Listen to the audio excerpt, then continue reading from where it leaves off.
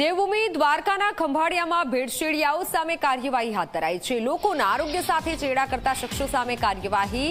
Police અને food વિભાગે દરોડા પાડી મોટી કાર્યવાહી હાથ ધરી છે। જલારામ ડેરીમાં દરોડા પાડીને અખાદ્ય પદાર્થનો નાશ કરાયો છે। 54 કિલો પનીરનો જથ્થો સ્થળ પર જ નાશ કરાયો। 648 કિલો સ્ટીમ મિલ્ક પાવડરનો પણ નાશ કરાયો છે અને તે જથ્થો ઝડપી લેવાયો છે। તમામ નમૂનાઓને લેબ ટેસ્ટ માટે મોકલવામાં આવ્યા છે। રિપોર્ટ આવ્યા બાદ કાયદેસરની કાર્યવાહી કરવામાં આવશે। તંત્રની કાર્યવાહીથી ભેળસેળિયા તત્વોમાં ફફડાટ છે।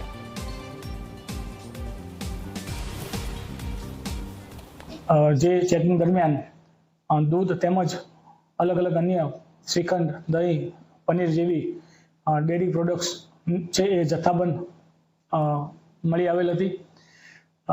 જે પ્રોડક્ટ્સમાં બનાવવામાં વપરાતી સામગ્રીઓ બાબતે ફૂડ એન્ડ ડ્રગ ઇન્સ્પેક્ટરશ્રી દ્વારા કેતનભાઈની પૂછપરછ કરવામાં આવેલ હતી।